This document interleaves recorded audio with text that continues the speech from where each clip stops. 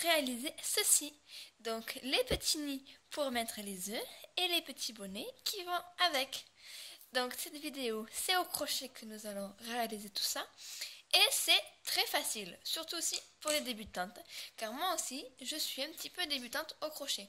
Maintenant, j'ai vite pris le coup de main, mais je suis quand même débutante. Donc c'est très facile à faire, nous allons crocheter en rond. On peut le faire en fonction de la taille des œufs. Donc moi ici, j'ai un mini œuf, que j'ai un petit peu fait un joli visage pour la vidéo. Donc il est petit, donc c'est pour ça que mes trucs sont tout petits, parce que il est à sa taille. Mais aussi on a des gros œufs, ou même si on veut mettre les œufs de Pâques, donc soit des Kinder, trucs comme ça, on peut adapter les nids à la taille de notre œuf. Mais je vous l'expliquerai dans le tuto. Donc ici, voilà, dans son petit nid. Et après, le petit chapeau. Et on peut même le cacher. Voilà. Donc maintenant, on va passer au tutoriel. Donc celui-ci, je vais le réaliser en rouge. Je vais crocheter en 3,5. Donc on va commencer à faire notre nœud. Donc je remonte comment je le fais. Je tiens comme ceci. Je le tourne, j'attrape le fil et ça me fait une boucle. La boucle, je la passe dans mon crochet. Et maintenant, je vais monter 4 mailles. Donc 1, 2, 3 et 4. Une fois avoir fait les 4 mailles, on va piquer dans la première maille et on va faire une maille coulée. Donc du coup, j'attrape le fil, un jeté, on appelle ça, que je passe dans la boucle et dans la deuxième. Ensuite, à l'intérieur de notre cercle, donc ici on ne voit pas, je vais le détendre pour vous. Donc voilà, à l'intérieur, nous allons réaliser 8 mailles serrées. Donc, 1,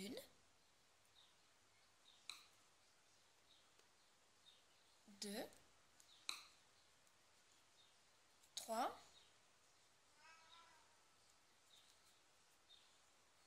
4, 5, 6, 7 et 8. Une fois qu'on a réalisé les 8 mailles serrées, on va venir piquer dans la première maille serrée et on fait une maille coulée. Ensuite, pour les débutantes, je conseille de prendre un anneau marqueur pour marquer la maille. Vu qu'en tricotant en rond, on n'arrive pas souvent à repérer la maille qu'il faut piquer. Et moi, je le fais parce que je n'y arrive pas trop. Donc ici, on fait une maille en l'air.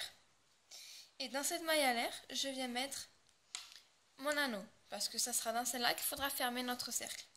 Et maintenant, toutes les mailles qui suivent, donc les mailles qu'on a montées, toutes les mailles serrées, on va venir faire une maille serrée à l'intérieur et on refait une autre maille dedans. Donc dans chaque maille, nous allons faire 2 mailles serrées. Donc ici, je pique dans ma maille, je fais une maille serrée et une deuxième maille serrée. Et on continue. La suivante, une. Et dans la même maille, j'en fais une deuxième. Et on fait ça tout le cercle. Donc, une. Et une fois, maintenant, on repère la maille qu'il faut piquer. Donc, j'enlève mon crochet. Et dans cette maille-là, une maille coulée, comme ceci. Et on a fait notre premier rang. Pour le deuxième rang, donc, on fait du coup aussi une maille en l'air. Je viens marquer ma maille. Voilà. Et maintenant, nous allons faire 4 mailles serrées. Donc, 1, 2, 3 et 4. Et dans la cinquième, on va faire 2 mailles serrées dedans. Donc, 1 et 2. Et on continue. On crochette à nouveau 4 mailles. 2, 3 et 4. Et dans la cinquième, on vient faire 2 dedans. Donc, 1. Je termine par une maille serrée. Et maintenant, on va venir fermer notre cercle comme ceci. Une fois qu'on a réalisé ce rang-là, pour moi, c'est terminé vu que mon œuf, il est petit. Donc, quand je le place ici par-dessus, on voit très bien que ça fait bien tout le tour de mon œuf. Si vous avez un œuf un peu plus gros, il faut refaire un rang supplémentaire, voire deux s'il est vraiment gros. Et du coup, il faut faire le même rang qu'on vient de faire. Donc, c'est-à-dire, on va crocheter 4 mailles serrées. Dans la 5e, on va en faire 2 mailles serrées dedans. On continue 4 mailles serrées. Après, on fait 2 mailles serrées à l'intérieur de la 5e. Et on continue jusqu'à que votre cercle soit assez grand pour accueillir votre œuf. Donc, moi ici, il est assez grand.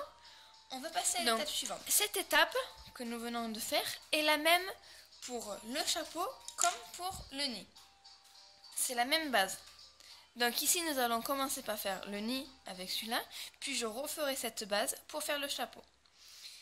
Donc, ça c'est le nid, et ça c'est le chapeau. Voilà. Donc, quand votre base est prête, nous allons attaquer le nid.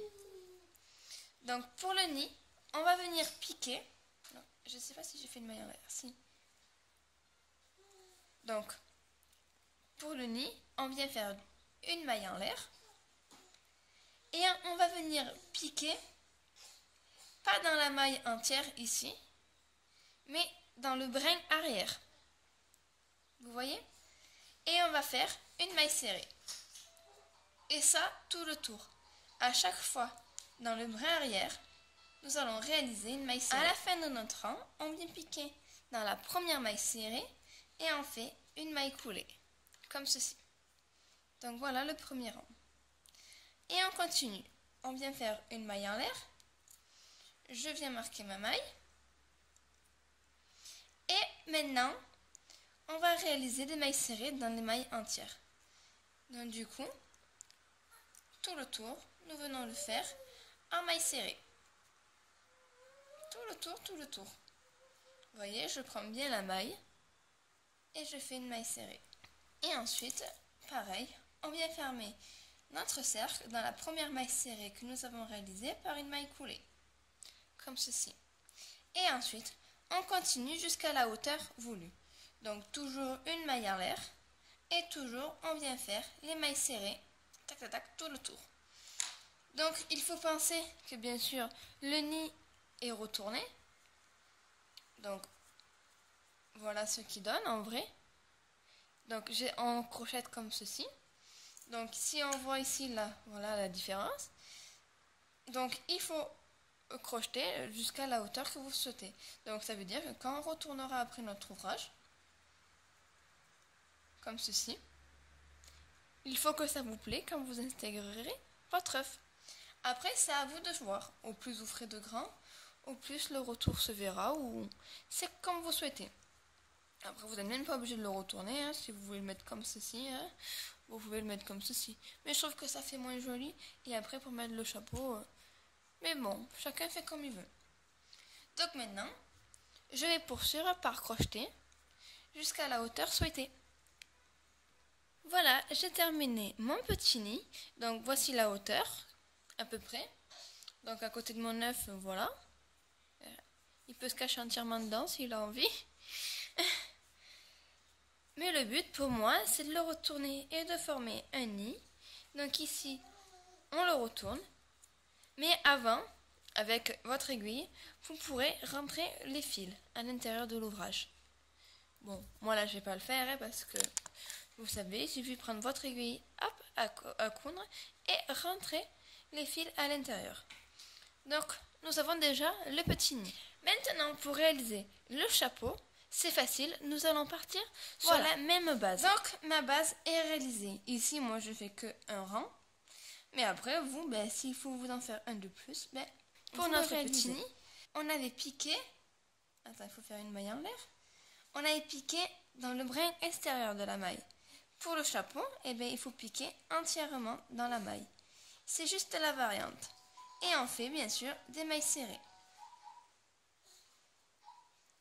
et sans faire l'augmentation. Donc on fait tout le rang en maille serrée, chacune à la fin. On vient fermer notre cercle en faisant une maille. Et ensuite on continue à faire des rangs comme ça de mailles serrées tout autour sans faire d'augmentation jusqu'à arriver à la hauteur souhaitée. Donc ici, si je prends le premier que j'ai fait, j'avais pas fait assez de mailles, du coup j'ai pas pu faire le retour et je trouve que ça fait moins joli. Donc si je prends un second bonnet, donc par exemple celui-là, il fait à peu près la même hauteur, mais il y a un petit retour qui je trouve est beaucoup plus joli et plus pratique pour le mettre sur notre œuf. Voilà. Donc à vous de voir la profondeur souhaitée du bonnet en fonction de votre œuf. Donc voilà ici mon bonnet. Donc normalement je l'ai terminé, mais si par exemple vous avez un doute au niveau de la profondeur, vous pouvez tirer sur votre fil, voilà, pour ne pas perdre la maille, et venir le retourner pour voir si ça vous convient. Donc ici, moi, ça me convient parfaitement, voilà, parce qu'après, comme il y aura le petit nid, il faut quand même qu'on voie que ça vous convient, donc il faut arrêter le travail. Comme pour le nid, on vient faire une maille en l'air. C'est vrai que je ne l'avais pas montré, on coupe le fil, donc là j'ai pas de ciseaux sous les mains, donc je vais juste tirer. Et on tire. Voilà. Donc, les deux petits morceaux se ressemblent presque identiques, sauf qu'ici, nous avons un petit bord pour que ce soit bien plat et qui tienne très bien, alors qu'ici, c'est tout arrondi pour former le bonnet. Voilà juste la différence entre les deux. Maintenant, je vais rentrer les fils et les retrousser. Voilà, j'ai terminé. Donc, voici le petit nid et le bonnet. Donc maintenant, on va rajouter le petit pompon. Moi, j'ai ce petit gadget qui est super pratique, super facile. Il existe plusieurs tailles, donc là c'est la plus petite taille que je possède. Après, j'ai les autres tailles, mais bon, ça ferait trop gros pour notre bonnet. Et je vais faire mon pompon avec de la laine noire. Si vous n'avez pas cet ustensile-là, pas de panique. Je sais que sur YouTube, il y a énormément de tutos pour faire des pompons. Je sais qu'on peut faire des pompons avec les fourchettes. On peut les faire bien sûr à l'enseigne avec les ronds de carton. Il y a plein de façons diverses. Ça se trouve, vous avez votre méthode pour faire les pompons. Donc du coup, on va se laisser faire chacun les pompons souhaités. Et on se retrouve juste après où je vais le coudre. Et mon petit tutoriel sera terminé. Et maintenant, c'est terminé. Il ne reste plus qu'à mettre notre œuf dans son nid. Oups là, s'il se casse la figure. Et le petit capet. Bon, là on voit pas parce que la vidéo est dessus. Mais hop, je vais vous montrer une petite vidéo par la suite. Donc j'espère que ce tutoriel vous a plu. J'espère qu'il a été aussi compréhensible. Parce que des fois je sais, je parle un peu vite. Mais si vous avez la moindre question à me poser, vous pouvez me laisser un commentaire. Bien sûr, vous aurez plusieurs infos utiles en barre d'infos. Donc juste en dessous de la vidéo, avec le lien de Facebook, de ma page Facebook, où vous aurez les photos. J'ai ma fille qui vous fait un petit coucou au passage, parce que là, elle joue et elle est bien réveillée.